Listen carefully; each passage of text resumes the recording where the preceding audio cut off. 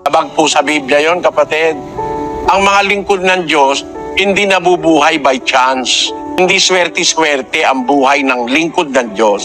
Meron tayong life pattern na gusto ng Diyos sundan natin. Kung ano yung magiging pamumuhay natin, hindi ibabatay sa mga pamahiin. Ang batayan ng buhay, yung aral ng Diyos. Kung ka dapat mabuhay. 1:27 ng Pilipos. Ang inyo lamang pamumuhay ay maging karapat-dapat sa Ebanghelyo ni Kristo. Yung Ebanghelyo, kapatid, yun ang aral ni Kristo. Doon ka magbabatay ng pamumuhay. Kung paano ka dapat maghanap buhay, kumain, lahat ng ginagawa ng taong buhay.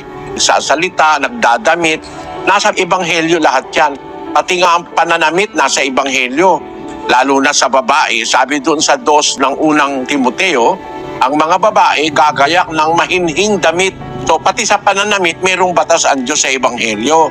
Pati sa pagkain, gaya nung sinasabi sa Roma 14, versikulo 23, ang sabi doon, ang nag-aalinlangan, hinahatulan kung kumakain.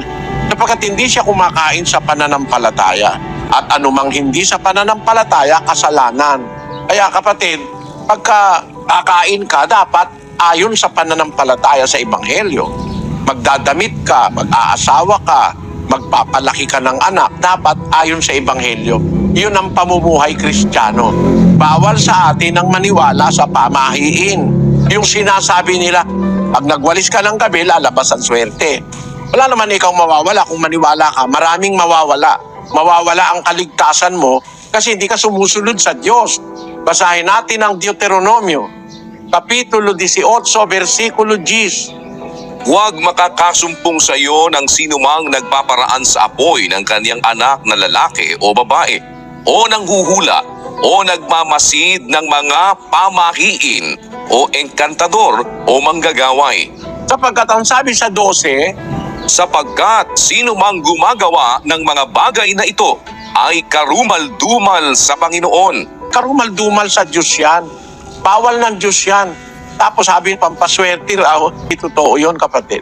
Kahit magwalis ka sa gabi, pagka may pananampalataya ka sa Diyos, hindi lalabas ang swerte. Ang may control ng bagay, ang Diyos nagwalis ka lang Kaya halimbawa, may nabasag na baso sa gabi, kumalat yung tibo, huwag kang magwawali dahil lalabas ang swerte. Yung mga anak mo, magkakasugat yun, maaapakan yung tibo. Pero hindi totoo yun. Pag may kasama kang Diyos sa buhay, kapatid, ang Diyos ang bahala sa'yo.